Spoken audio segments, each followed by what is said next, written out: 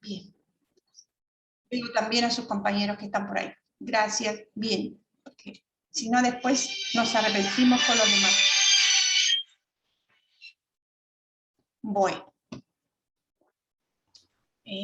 Volvemos. Acá les puse este cuadro que ya ustedes lo tienen también antes cuando lo habíamos visto en las ¿Pero primeras por qué se unidades. bloqueó? Su altavoz no funciona, compruebe eso. Ah, pues no tiene conexión. No. ¿Qué pasó? Me está comentando. Bueno, igual queda grabada la clase, chicos, así que puede verla después. Me parece que te están escuchando. Pero Bien. Ceci, el micrófono. Antes que me olvide también, les mando el archivo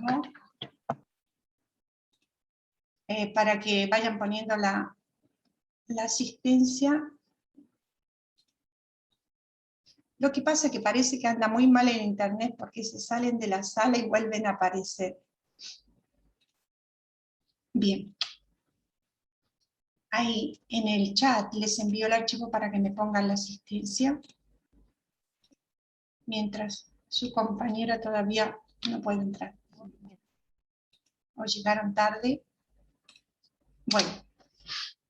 Díganme si ven el archivo para que ponga la asistencia, chicos. Sí, profe. Bien. Vamos entonces de nuevo a nuestro cuadrito. ¿Se acuerdan que esta historia natural de la enfermedad es muy importante? ¿Por qué? Porque este periodo prepatogénico, el patogénico y el postpatogénico, ¿no? Nos hace entender cómo tenemos que ser prudentes, porque a veces podemos estar enfermos pero no tener los síntomas. Y esto lo hemos aprendido con el coronavirus, ¿no?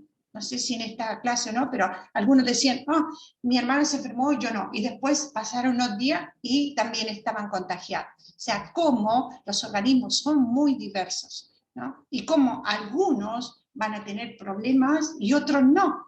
No sé si lograron mirar la película, pero el contagio, ¿no? Esta de la pandemia, hubo un señor que nunca se contagió y estuvo cerca. ¿Por qué? Porque sí, que estuvo era el preso y el policía que lo estaba custodiando, se enfermó, murió, y él no. Él no, y estaba a su lado. O sea, se dan cuenta cómo también va a depender de nuestro organismo. Bueno, esto es muy importante que lo tengamos en cuenta, chicos, para saber este periodo de latencia y sabernos cuidar. Saber que también a veces leer algunos signos nos pueden ayudar, ¿no?, a evitar que después se desarrolle la enfermedad mucho más grave, porque no voy a tener síntomas eclatantes, así que manifiesten una enfermedad, pero a veces ciertas pequeñas cosas que si yo observo con atención, me puedo adelantar. Esto es a veces evitar un daño mayor.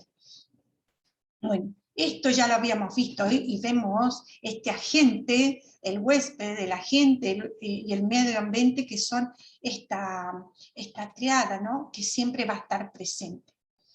Bueno, con esto nosotros vamos a hacer un enfoque de riesgo que nos va a decir, ¿ya?, que es el método de trabajo en la atención de la salud de las personas, de las familias, de las comunidades. Y aquí voy a ver la probabilidad que tiene el individuo o el grupo de estas personas de sufrir algún daño en el futuro. O sea, voy mirando el riesgo posible que puede existir. Los factores de riesgo, ya decíamos, que puede ser cualquier rasgo, característica o exposición que aumente la probabilidad de sufrir una enfermedad o una lesión.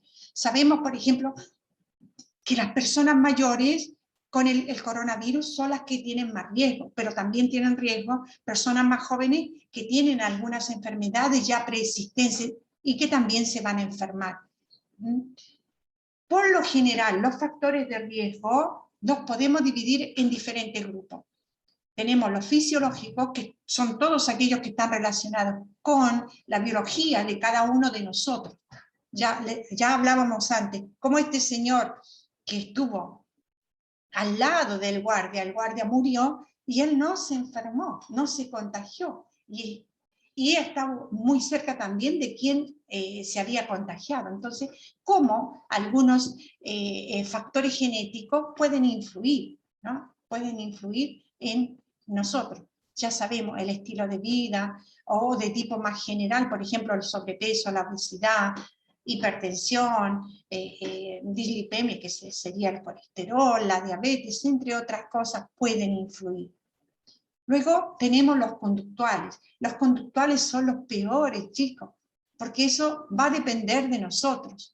A ver, si yo soy una persona fumadora, ¿voy a tener riesgo de enfermarme de pulmón o no? Y sí, profe, Sí, porque no está en la misma situación el pulmón de una persona fumadora al de una persona que no lo es, o una persona que es deportista, que se cuida. bueno, supongamos, yo soy deportista, pero en mi casa fuman. Ahí sí, porque es un fumador pasivo. ¿Se dan cuenta cómo a veces las conductas de los demás también van a influir en mí? Entonces esto hay que tenerlo en cuenta. A veces hay cosas que no entendemos. ¿Por qué si es tan sano el practicar deporte? Esto? Pero hay que ver todo el entorno que rodea a esta persona y que la va a hacer tener una problemática. Por ejemplo, acá dice adicción al trabajo, ¿no? A veces tenemos adicción al trabajo, pero a veces tenemos adicción al trabajo por necesidad también, ¿no? Porque no nos alcanza con uno solo.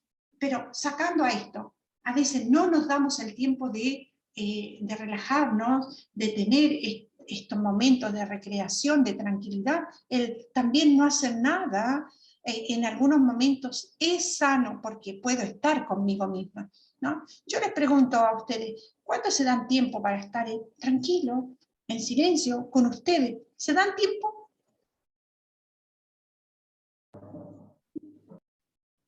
No, profe.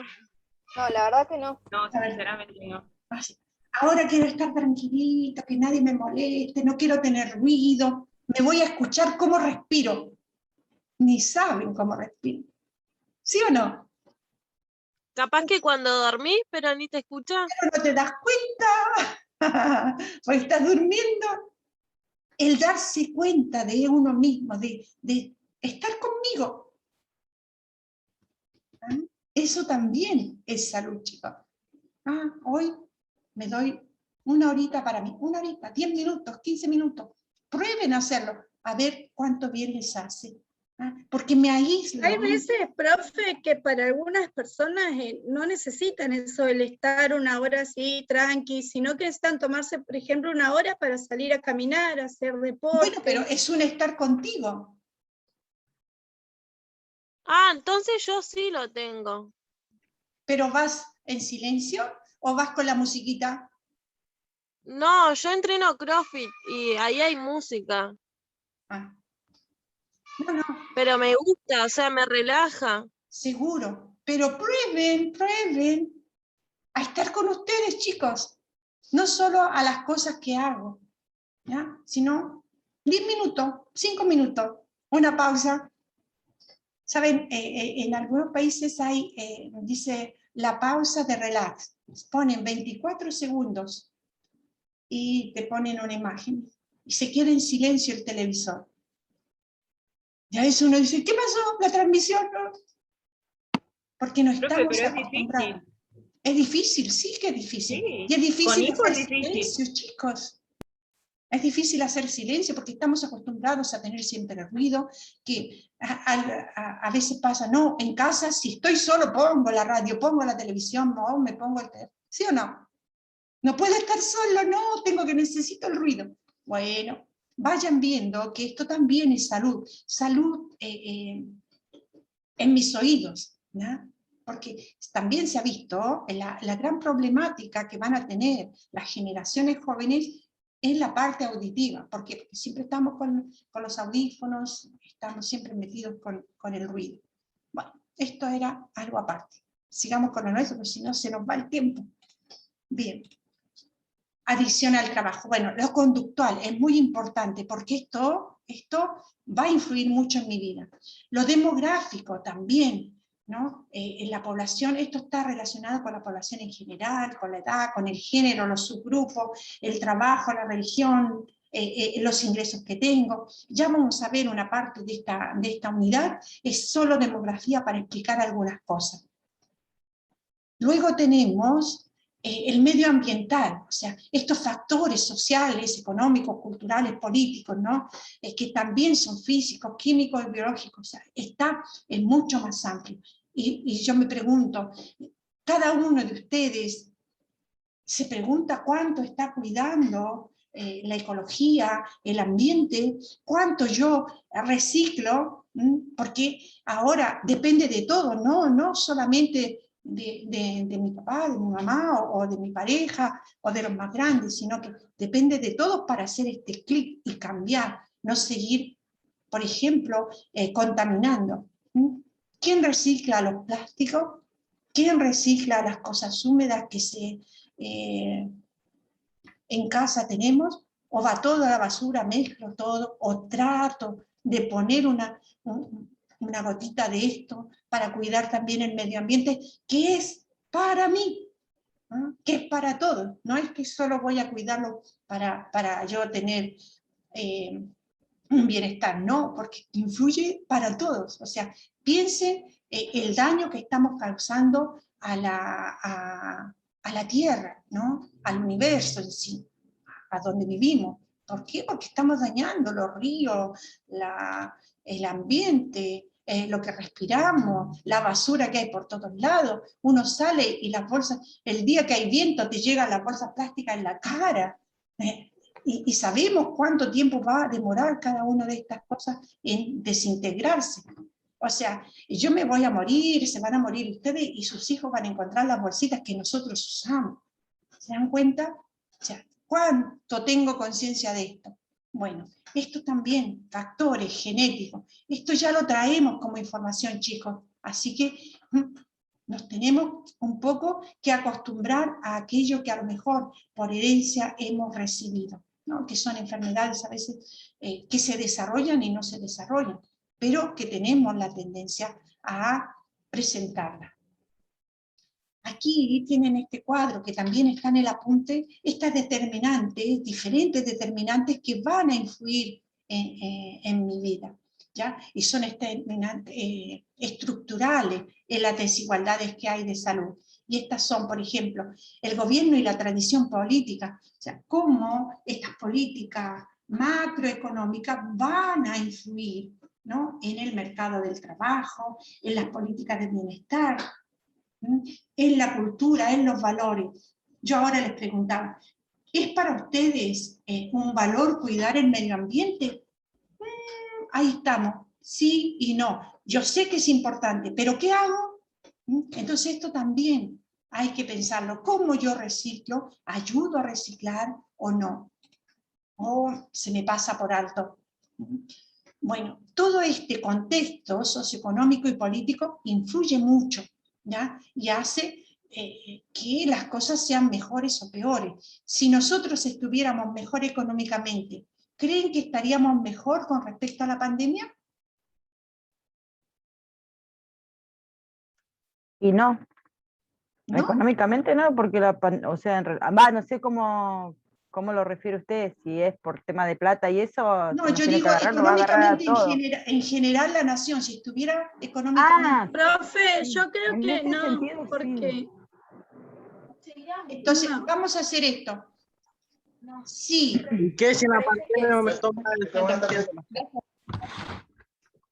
entonces... ¿Pero a qué se refiere? ¿A la cantidad de contagios, profe? No, me estoy refiriendo a cómo enfrentamos, ¿no? Porque también la economía nos va a hacer enfrentar de un modo mejor la pandemia. Por ejemplo, Pero pasa más por la conciencia también. Bueno, pero podría haber tenido más acceso a vacunas. Si la política de Estado hubiera sido diferente, hubiera tenido más variedad de vacunas, ¿sí o no? No fue una decisión Hubiésemos- política. Hubieran gastado más en lo que son insumos y en mejorar hospitales y clínicas para atender a los pacientes. Perdón, Andrea, no te escuché. Que también una mejor economía también hubiera ayudado mucho el hecho de que los hospitales hubieran estado al 100 para atender a todos los pacientes que lo necesitaran, sean públicos o privados, contratar más Claro, doctores, o sea, influye, más enfermeras, más ayudantes de salud. ¿A qué voy con más esto? Que insumos. todo influye. No podemos pensar que vamos a tener más plata nomás y vamos a quedarnos en casa. No, no. También a lo mejor hubieran podido darnos, no sé, en el periodo peor, no, nadie va a salir de casa, solo los esenciales y vamos a tener una ayuda. Que a quien la necesita se la dan. No siempre fue posible. Acá y en otros lugares, ¿se dan cuenta? Entonces, ¿quién ha podido? Por eso va todo muy unido. A esto quiero que entiendan. Estas determinantes son muy importantes, porque si tenemos los recursos, se manejan bien, y son decisiones políticas a veces de querer, miren cómo están manejando, no, porque las vacunas son chinas, no, porque son rusas, no, porque son americanas, se transforma en una cosa política, algo que debería ser no político, no importa, yo tengo que salvar a mi gente y a los demás también, porque si nosotros estamos bien, va a estar bien el vecino, va a estar bien el otro, y etcétera, etcétera, etcétera. ¿Sí o no? Esto es colectivo, chicos, es colectivo, no puede ser solo mirarlo así, muy cerradito. Bien. Yo, profe, no estoy de acuerdo. Si bien obviamente la parte económica ayuda y obviamente ayuda mucho, pero yo creo que pasa más por una cuestión de responsabilidad y de empatía para con el otro. También, porque lo pudimos ver en la misma película, que una de las personas, por ejemplo, que se fue, que fue un hombre, no tenía recursos bajos, era una persona que estaba en una buena posición económica, tenía un muy buen trabajo, tenía los medios, pero que su responsabilidad y la poca empatía que hizo contagió a todo el mundo. Pero Ceci, ¿qué es lo que prevalía para él? ¿Qué prevalía para él? La plata, el dinero, el trabajo. Bueno, entonces ahí vamos también, o sea, ¿cuáles son mis valores? ¿Qué es lo que prevale, no? Y en esto tenemos que irnos preguntando, ¿qué es lo que prevale para mí? Porque a veces, es verdad, a veces no tenemos todos los recursos, pero, por ejemplo, cuidándonos entre todos, podemos hacer mucho más. Pero también lo económico, yo me refiero a que a lo mejor hubiéramos podido conseguir más vacunas, no nos hubiéramos dejado no solo de este tipo, etcétera, estas cosas. Pero es verdad, o sea, hay gente que va a prevalecer por lo económico. A él le interesaba solo ganar dinero. Y piensen cómo arriesgó su propia vida, ¿no? Su propia vida, porque, y arriesgó a la de sus clientes. ¿Por qué? Porque no tomamos conciencia. ¿Qué es lo que les decía al inicio? El conocimiento también es un valor grandísimo, porque nos hace más libres y nos hace tomar decisiones mucho más conscientes, ¿ya? Y hace también de poner en una balanza qué es más importante para mí. ¿Mi vida y la de los demás? ¿O cuánto voy a meter en el bolsillo? Miren que también en este tiempo así de pandemia, ¿cuántos se han aprovechado, ¿no?, de la situación para hacer dinero? ¿Se dan cuenta? Es terrible. Entonces, un ejemplo de eso, profe, fue cuando comenzó la pandemia, que los barbijos quirúrgicos los aumentaron 10 veces lo que valían antes. El alcohol en gel, que un bidón te salía 500 pesos, te lo aumentaron a 2.000, 3.000 pesos solamente para... Sí. ¿Cómo se hace? Bueno, ahí es cuando digo, ¿no? Cómo los valores y cómo a veces el deseo de ganar, el deseo de tener ingresos así a costa del sufrimiento de los demás. Bien.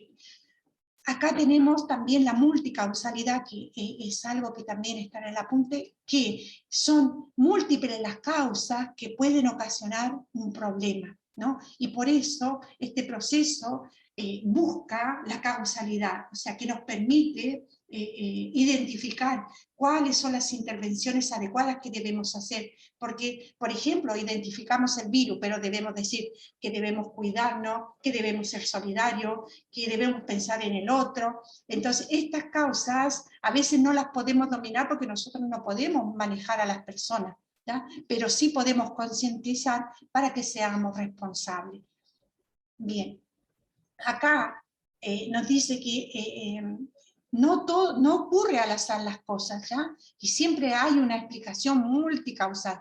Acá, este cuadro está como para completarlo, que hay causas económicas, hay causas sociales, hay causas ambientales, hay causas culturales, o sea, a veces también problemas culturales que hacen que yo no cambie, porque ya estoy estructurado así.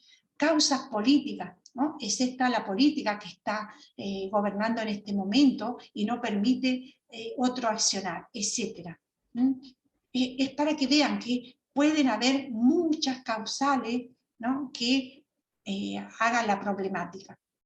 Bueno, también todas estas causales tienen algunos factores que van asociados y que deben cumplir ciertos con los criterios siguientes. Por ejemplo, la temporalidad. Todo tiene su efecto, o sea, toda causa precede a su efecto. Tiene una fuerza de asociación, tiene una consistencia de la observación, una especificidad de la causa, un gradiente biológico, o sea, hay un efecto y una dosis respuesta, y una plausibilidad biológica, o sea, algo que también permita que suceda. Esto igual lo vamos a ir viendo cuando vamos viendo más específicamente las cosas, así que si no queda bien claro, no se preocupen, que algo que vamos a ver específicamente. Bueno, y este enfoque epidemiológico que considera que la enfermedad en la población es algo dinámico y la propagación igual, o sea, esto va cambiando y va a depender de la interacción que va a tener entre la exposición, lo susceptible que sean los individuos, etc. Y cómo está constituida este grupo, este ambiente, estas personas. También en consonancia con este enfoque existen modelos de causalidad en epidemiología. Y esto nos va a decir, por ejemplo, la triada epidemiológica, el agente, el ambiente. ¿Se acuerdan que esto también lo vimos en la historia natural de la enfermedad? El agente, el ambiente, el huésped, estas son, y esto se refiere al lugar, a la persona, al tiempo. Estos son los modelos tradicionales de causalidad de las enfermedades transmisibles, ¿ya? Y este es el resultado en relación entre el agente, el huésped y el ambiente. Luego tenemos esta multicausalidad que se aplica a todos los tipos de enfermedades, ¿no? Y este modelo nos dice que la enfermedad es producida por un conjunto mínimo de condiciones que actúan en consonancia. O sea, justo en ese momento se unen las causales, ¿no? Y van provocando los eventos, las condiciones, y que son las causas que lo componen. Pero siempre hay algo que va a estar presente, una causa suficiente para hacer que esto se produzca. Van a variar a lo mejor las causas, pero siempre hay una que va a prevalecer para producir, en este caso, la enfermedad. También este concepto de transmisible es algo que se contagia, habíamos dicho, que lo fueron descubriendo cuando empezamos la época microbiana, ¿no? Que empezaron a ver que el contagio se daba por algo que era invisible y que no conocían, que es invisible a los ojos. Bueno, gracias al microscopio nos pudimos dar cuenta y empezaron a estudiar estos agentes infecciosos. Bueno, las enfermedades transmisibles tienen este periodo de latencia y este periodo de incubación, que es el tiempo que transcurre, ¿ya? En la historia natural de la enfermedad, ¿cómo se llama esto? Periodo prepatogénico. Acuérdense de esto. Bueno, de nuevo tenemos este famoso esquema, ¿ya? Este periodo en que nos va a decir cuando tenemos esta enfermedad subclínica, todavía no tenemos los síntomas, pero está en este periodo de latencia, se está incubando, ¿ya? Y cuando aparece, cuando está la clínica ya, es cuando tenemos este periodo totalmente infeccioso con todos los síntomas, etc. Bueno, y después tenemos la recuperación. La cadena epidemiológica siempre está presente, este agente, el reservorio de dónde viene, la puerta por dónde sale, cómo me la voy a transmitir, cuál es la puerta de entrada para el germen y la susceptibilidad del huésped, ¿ya? O sea, a la persona que la va a contraer es susceptible, como lo veíamos en la película. Algunos se contagiaron y otros no, porque va a depender de la susceptibilidad, cuánto sea susceptible al agente infeccioso. Aquí les puse esto para la cadena epidemiológica del COVID, que es lo que estamos viviendo. El agente causal, sabemos que es este SARS-CoV, ¿no? ¿Y dónde estaba? En el animal, en el murciélago. Después pasó al hombre. La puerta de salida son estas gotitas. El modo de transmisión son estas gotas, ¿no? Que pueden ser desde la nariz, de la boca, que caen sobre los objetos. Y la puerta de entrada son todas las mucosas en sí, ojo, nariz, boca. Y después los humanos, que van a ser más susceptibles o no. Con el método epidemiológico, ¿no? Nos va a permitir comparar esta frecuencia que sucede el fenómeno de la enfermedad. Cuánto se enferman, dónde se enferman, quiénes se enferman. Y vamos a ir analizando todas estas cosas, estas variables, ¿no? En el método también vamos a ver los diferentes diseños que se pueden presentar y que dan lugar a esta evidencia científica. Decíamos que es un método que tiene, que es sistemático, tiene todos sus pasos y que no nos podemos saltar ningún paso. Para las vacunas, chicas, ¿qué fue necesario? Cumplir todo, ¿no? ¿Y en qué fase empezaron a aprobar las vacunas? Ahora hablamos del COVID. ¿En cuál fase ya podían? A ver. ¿En la 3 fue, profe? En la 3, ¿no? En la 3. O sea, tuvieron que tener todos esos otros pasos anteriores para poder hacer que se pudiera experimentar en humanos, ¿no? Esto, ahora nosotros tenemos la suerte, no sé si decir suerte, pero esta pandemia nos ha permitido a veces tener conceptos mucho más claros. Bueno, las etapas de este método epidemiológico es observar. Cuando hago la observación hago la hipótesis, después voy a verificar si esta hipótesis es real o no es real, o si no, debo formular otra. Y las fases de este método, que son las mismas del método científico, ustedes lo habrán visto en fundamento, ¿no? Observo rigurosamente la realidad, elaboro la hipótesis y voy viendo qué es lo que impera aquí, analizo, ¿no? Después intento verificar la validez de estas hipótesis, voy verificándolas, las someto a verificación de acuerdo con la estrategia que voy eligiendo, y la etapa de conclusión, de acuerdo a los resultados que obtengo, ¿no? Voy aceptando o rechazando esta hipótesis que había hecho. Y con la evidencia, ¿qué es lo que hago? Bueno, elaboro nuevas hipótesis, pero también voy a poner en práctica, o sea, voy a aplicar la prevención, que me va a dar la posibilidad de prevenir y de evitar otros contagios. Bueno, dentro de los tipos de estudios tenemos el observacional y el experimental. Observacional me mantengo al margen, observo, y en el experimental hay una intervención. Bueno, aquí un poco fui resaltando algunas cosas, esto es lo que tienen en el apunte.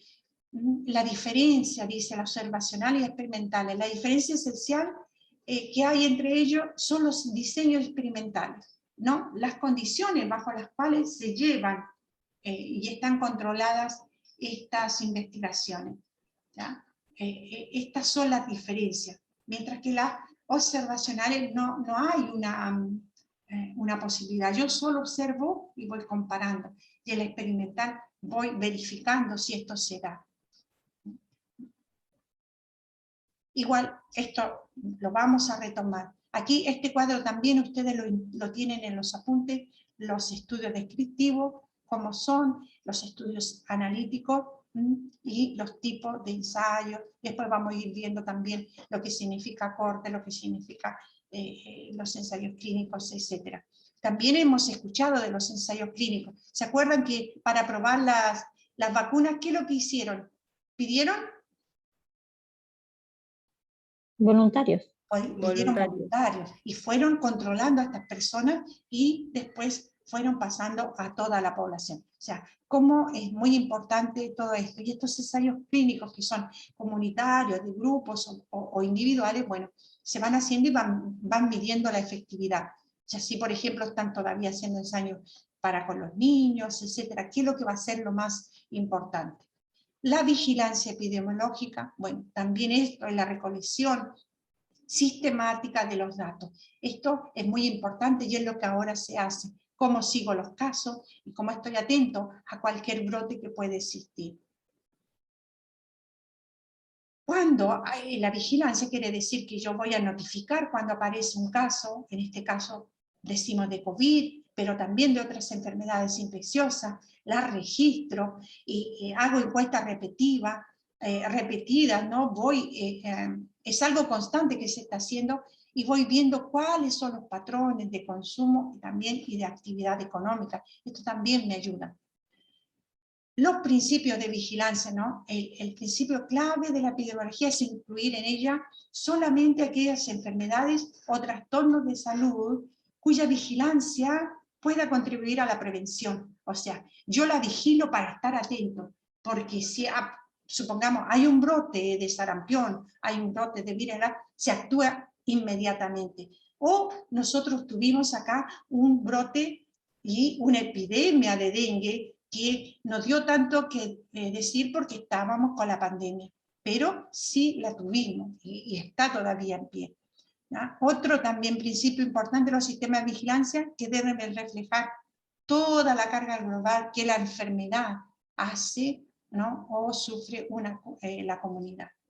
Bien, esta terminología que ya así a grandes rasgos habíamos visto, tenemos la epidemia, la pandemia, la endemia y el brote. La endemia habíamos dicho que es todo lo que es una enfermedad presente en forma regular, ¿no? Habíamos nombrado alguna de las clases pasadas, ¿se recuerdan? Algo endémico que nosotros tenemos. La gripe, la neumonía. Sí, pero endémico El dengue. el dengue, malaria en general en el mundo, pero nosotros acá en una región del norte, ¿qué es lo que tenemos? Muy característico, el Chagas, ¿ya? El brote, ¿no? Es cuando hay un aumento repentino, hubo un brote de sarampión, tenemos una epidemia de dengue y tenemos una pandemia de COVID. Así que miren qué actuales están todos estos términos.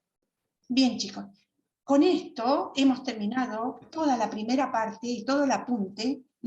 Entonces, estén atentos a la próxima, yo les subiré la otra parte del apunte y vamos a ir viendo las cosas en modo práctico, porque después tenemos práctica. Les aviso que el primer parcial que vamos a hacer un trabajo práctico, ¿ya? Con todo lo que son los cálculos que se hacen en epidemiología. Así que creo que podría ser, ustedes cuando tienen parcial, pero así teniendo un trabajo práctico. Y nosotros tenemos ahora el 13. No, vamos a octubre nosotros. No, en octubre todavía ninguno, profe. Bueno, Sí, entonces, tenemos muchos no sé, en vayan octubre. anotando el 13 de octubre la entrega de un trabajo práctico. ¿Qué dijiste? Profe, es mi cumpleaños. Noviembre. Entonces te vas a sacar un 200. Es solo Profe, entregar. no, es mi cumpleaños. Lo tienen que entregar, chicos. Igual el Día de la Madre y no decimos nada, Fanny. Claro. Cállate. Y yo de regalo te lo repruebo. No, A la que profe. somos mamá también, entonces, profe. Bueno, No. ese día te cantamos entonces, te traemos el pastel Entonces- virtual. Trabajo Entonces- práctico va a ser, ese día va a ser entregarlo, así que nos vamos a ir poniendo de acuerdo. ¿Ya? Trabajo práctico, chicos, como parcial. Y como parcial final, o sea, el segundo parcial, para tener otra nota, lo podemos hacer el 15, a ver, en noviembre, tenemos 17.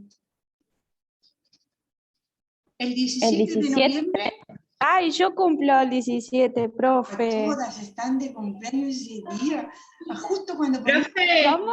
al ¿cuándo dar, No, se en serio, termina la te juro. cursada de la materia? terminamos ya el 19, termina un poco tienen que estar los parciales listos.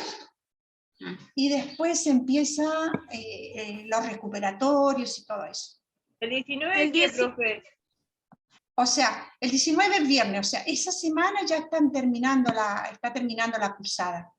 ¿De Pero el noviembre 19 o de de qué diciembre? mes. No, de noviembre. Ah, De noviembre. Entonces, ¿qué fechas es el primer parcial? Que va a ser un trabajo tre- práctico, la vamos a hacer el 13 de octubre. Ese, profe, el trabajo práctico, disculpe, ¿va a ser individual o en grupo? O sea, como el que veníamos haciendo. La voy a pensar, Individual. porque Profe, la vez pasada hicimos trabajo en grupo y hubieron algunos muy acomodados que no. No, pero Individual, profe, individual. que sea individual. no. profe, Lo voy a mejor pensar individual. bien. Vamos a ir viendo, chicos. Todavía nos queda un poquito de esta parte práctica, ¿ya? Después tenemos lo que es estadística, entonces también ahí entran algunas cosas. Bueno, al menos tenemos la fecha. Profe, ¿y el segundo cuándo es? Profe, El El último, 17. o sea, uno va a ser trabajo práctico y el otro va a ser parcial en sí, el 17 de noviembre. profe, que sea el 16 o el 18. Gracias, profe. Es que nosotros tenemos clase los miércoles. Ya está, profe, déjelo ahí, el 17. Sí. Aldana, te vas a regalar un lindo 10. Profe, Ese va a ser tu Oh, regalo. profe. Sí. Bueno, Bueno, chicos, entonces, por favor. parcial- ¿Cómo? Profe, ¿en ¿Qué el pasa? parcial entran todas las unidades? No. En el parcial, ¿Cuáles? el trabajo práctico que vamos a tener, y en el parcial va a entrar sistemas de salud en adelante. ¿Qué es lo que no hemos evaluado, chicos? Gracias. Bien. Bueno, entonces la clase próxima, por favor, traigan todo lo que tengan de dudas. Yo les subo, les pongo el apunte, la segunda parte, y así van leyendo, de modo que podamos avanzar y ya ir terminando esta parte de epidemiología y poder hacer clase más práctica con cálculos y estas cosas que también interesa saber. ¿Bien?